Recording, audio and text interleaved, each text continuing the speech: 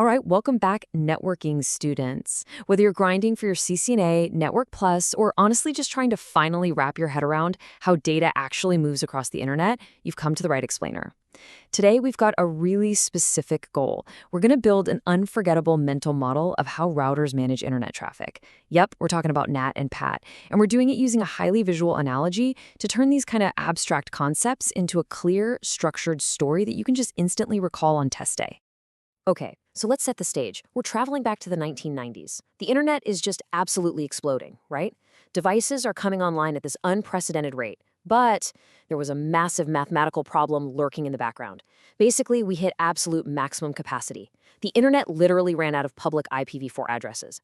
Every single one of the roughly 4.3 billion available addresses was either spoken for or allocated. To fix this massive, globe-spanning crisis, engineers had to get incredibly creative. So, to understand how they fixed it, here is our roadmap for today.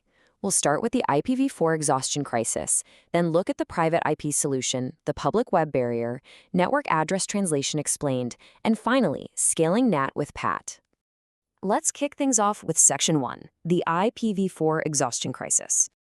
Imagine millions of glowing blue IP addresses. Think, like 8.8.8.8, just raining down onto the planet, being assigned to devices left and right until, well, the well simply runs dry. Exhausting this limited pool of 32-bit IP addresses meant that, without a clever workaround, absolutely no new devices could join the global network. I mean, it's a pretty stark reality. Error, IPv4 exhausted. If this hadn't been solved, the insane growth of the modern internet, the smartphones, the smart TVs, all your IoT devices, it would have come to a complete grinding halt. No way around it. Which brings us perfectly to Section 2, the private IP solution. Since we couldn't just magically invent more IPv4 addresses out of thin air, the brilliant minds behind network protocols decided to totally rethink how devices are identified locally versus globally.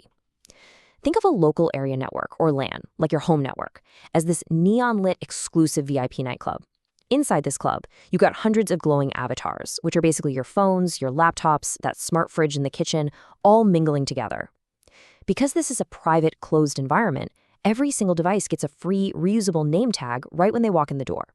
And this right here perfectly illustrates the fundamental difference engineers created to solve that IP shortage. Inside the club, everyone gets this reusable green holographic name tag.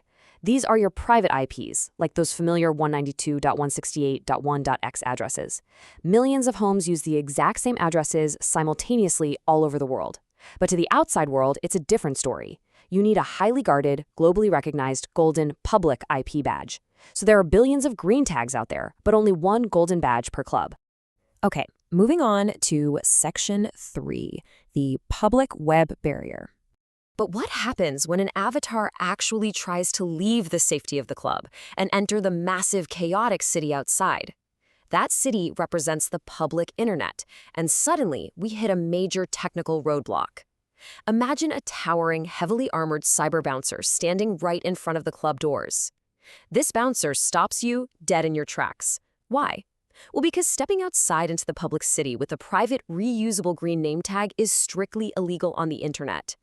If you try to route private IP traffic onto the public web, the bouncer just holds up a glowing red hand, and your data packet is dropped instantly. Poof, it is completely unroutable. So how do we fix that? Let's dive into Section 4, Network Address Translation Explained. Right, so how do we ever get outside to browse the web? This is where our hero steps in to save your connection. The dry textbook definition of NAT actually completely comes to life here. Your router acts as that towering club bouncer. But instead of just blocking you, the bouncer takes your request, tells you to wait inside, and physically walks out into the public city on your behalf. It essentially substitutes your illegal private IP for its one legal, globally recognized public IP. Let's break this down step by step so you can really visualize the data flow. Step 1, your green avatar hands a glowing data packet to the bouncer. Step 2, the bouncer logs your specific 192.168.1.x private tag. Step 3, the bouncer slaps his golden public IP badge onto his own chest and walks out into the city to fetch, let's say, a Google web page. And finally, Step 4, the bouncer comes back with a web page package and hands it securely right back to your specific avatar. Now, you might be wondering, how does he do this without mixing up everyone's data inside the club? Well, the bouncer uses a very specific tool. Picture a glowing orange holographic clipboard. Whenever an avatar asks for something, he writes down their green tag, pairs it with his golden badge, and notes exactly what they asked for. Technically speaking, for your exams, you'll know this glowing clipboard as the NAT table. It is the absolute heart of how your router keeps track of internal requests heading out to the external world.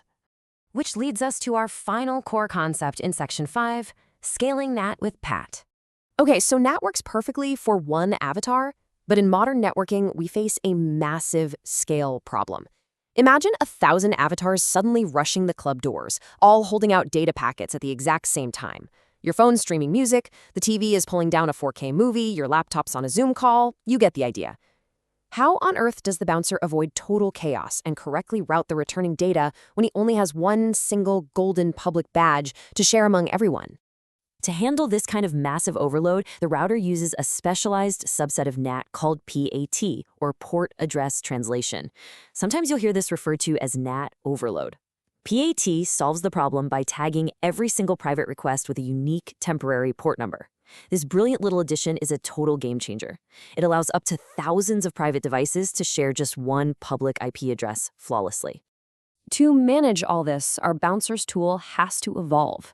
The orange clipboard expands into this massive, scrolling 3D spreadsheet. Notice the new column right in the middle. Next to every single internal name time, a bright yellow port number like :4050 or :80 locks into place. When data comes back from the internet, it's addressed to the golden badge, but it includes that specific yellow port number. So the bouncer just checks the spreadsheet, matches the port back to the internal IP, and hands the data to the correct avatar. It keeps everything perfectly organized at just incredible speeds. As our towering cyber bouncer fades away and morphs back into that sleek, flashing Cisco router sitting on your desk, let's just quickly recap the key networking takeaways that keep the modern internet alive. First, the crisis. IPv4 addresses effectively ran out in the 1990s. Second, the solution. Private IPs act as reusable name tags inside a local area network. Third, the mechanism. NAT is your bouncer, translating private IPs into a routable public IP. And finally, the scale. PAT uses unique port numbers to map thousands of internal devices to just one single public IP. By visualizing the glowing green tags, the golden badge, and that orange clipboard spreadsheet, you now have a rock-solid conceptual understanding of NAT and PAT to carry right into your networking studies. But I want to leave you with one final thought for today's explainer. Just take a look around your own VIP club right now. Between the smart speakers, the phones, the tablets, the computers, how many devices are relying on your home router's glowing orange clipboard this very second, all sharing just one single public IP? It's pretty incredible engineering when you really stop to picture it. Keep visualizing those networks, keep studying, and we'll catch you in the next explainer.